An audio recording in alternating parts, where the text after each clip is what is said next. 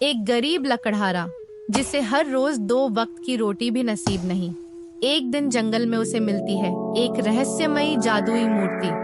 पर क्या वो मूर्ति उसके जीवन को बदल देगी या उसे तबाही के रास्ते पर ले जाएगी? क्योंकि जो कुछ वो मांगता है उसे मिल तो जाता है, लेकिन बदले में छीन लिया जाता है कुछ बहुत कीमती। यह कहानी एक गरीब लकड़हारे की। हीरा एक सीधा साधा गरीब लकड़हारा रोज सुबह जंगल जाता, लकड़ियां काटता और गांव में बेचकर मुश्किल से 10-20 रुपए कमाता। उसकी पत्नी बिंदिया अक्सर भूखी सोती थी, लेकिन कभी शिकायत नहीं करती थी। गांव का सेठ कमल प्रसाद हीरा से अक्सर कहता, अबे हीरा, तेरे बस का कुछ नहीं, अपनी जमीन बेच दे और मेरे घर नौकर बन जा। हीरा बस चुपचाप सिर झुकाकर रह जाता। एक दिन हीरा दूर जंगल में चला गया, जहां आमतौर पर कोई नहीं जाता था। वहीं एक सूखी झाड़ी के नीचे उसे एक चमकती हुई बड़ी सी मूर्ति मिली, काले पत्थर की बनी और हाथ में एक चमत्कारी छड़ी ली हुई। मूर्ति से एक अजीब सा प्रकाश आ रहा था। हीरा उसके पास गया और झाड़ियां को हटाया।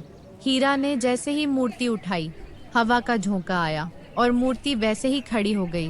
मूर्ति से आवाज आई, जो मांगोगे मिलेगा, लेकिन हर बार बदले में कुछ खोओगे। हीरा चौंक गया, डर भी लगा, पर भूख और गरीबी ने उसका डर दबा दिया। उसने कहा, अगर सच में शक्ति है तो मुझे आज भरपेट खाना चाहिए। ठीक है, तुम घर जाओ, तुम्हें घर पर भरपेट खाना मिलेगा। घर लौटा तो चूल्हे पर खाना तैयार था, दाल, चावल, सब्जी। यह सब देखकर वह हैरान हो गया। वह सोच में पड़ गया कि वह मूर्ति तो सच में चमत्कारी थी। बिंदिया बोली, पता नहीं कैसे, मगर सब चीजें मिल गई बाजार में। एक बूढ़े बाबा आए, उन्होंने पूरा राशन का सामान मुझे दे दिया, वह भी बिना पैसों के। हीरा फिर उस मूर्ति के पास जाता है। हीरा मूर्ति के पास पहुंचकर उसे कहता है, आपकी बताई हुई बात कल सच निकली। मुझे घर पर भरपेट खाना मिला। क्या आप सच में ही जादुई मूर्ति हो क्या?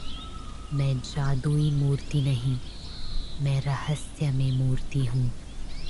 लेकिन आप जो मांगोगे वह आपको मिलेगा, पर उसके बदले में आपको कुछ खोना पड़ेगा। आप वाकई में रहस्यमय मूर्ति हैं, तो मुझे सोने से भरा घड़ा ला कर दो। ठीक है, यह लोग सोने से भरा घड़ा, पर मेरी बात को याद रखना। सोने से भरा घड़ा देखकर उसकी आंखें फटी की फटी रह गई।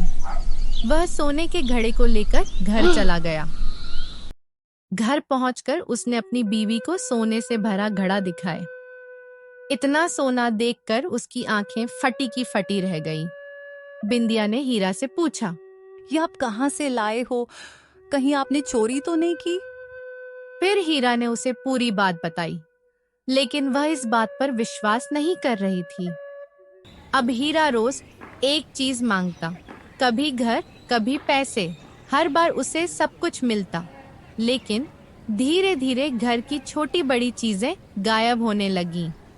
हीरा जैसी घर पहुंचा, बिंदिया ने उससे कहा, मेरा मंगलसूत्र गायब हो गया है और कल से अपना कुत्ता भी नहीं दिख रहा।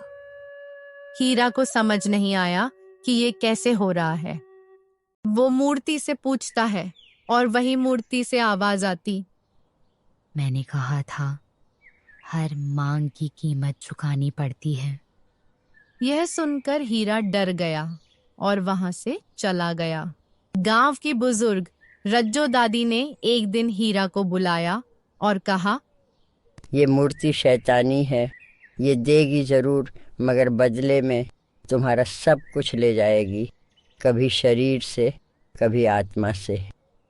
हीरा घबरा गया और सोच में पड़ गया कि यह बात रज्जो दादी को कैसे पता चली।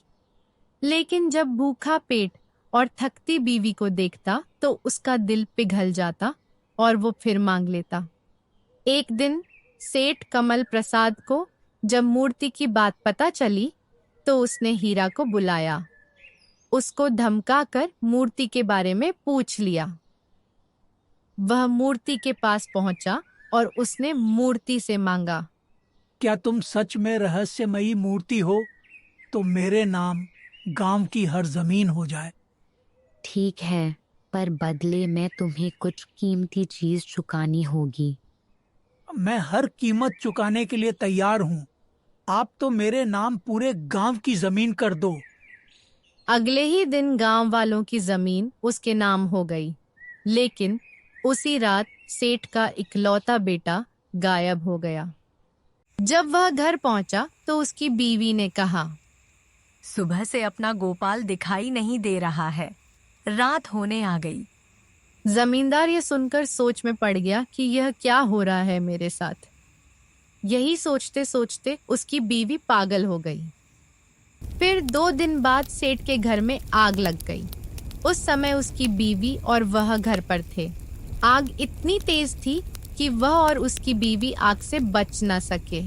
देखते देखते उसके पूरे घर में आग लग गई। लोग देखते ही रह गए, कुछ कर ना सके। आग इतनी तेज थी। हीरा भी वहीं बाहर खड़ा हुआ देख रहा था कि यह क्या हुआ सेठ के साथ। हीरा ने जब देखा कि मूर्ति ने सेठ को पूरी तरह बर्बाद कर दिया, तब उसे अपनी गलती का एहसास हुआ। तो उसने मूर्ति से क्षमा मांगने की सोचा और थोड़ी भी देर न करते हुए वह सीधा मूर्ति के पास चला गया। वह जब मूर्ति के पास पहुंचा तब वह काफी डरा हुआ था। डरते हुए उससे कहा, जो कुछ तूने दिया वो वापस ले लो, पर मेरी बीवी और मुझे छोड़ दो। मूर्ति की आंखों से रोशनी निकली। बिंदिया की हालत सुधर गई, पर मूर्ति बोली, अब मैं तुझसे कुछ ले जाऊंगी जो सबसे कीमती हो। मूर्ति से रहस्यमय रोशनी निकली। वह हीरा की तरफ आई और उसी पल हीरा की आवाज चली गई। वो बोलना भूल गया।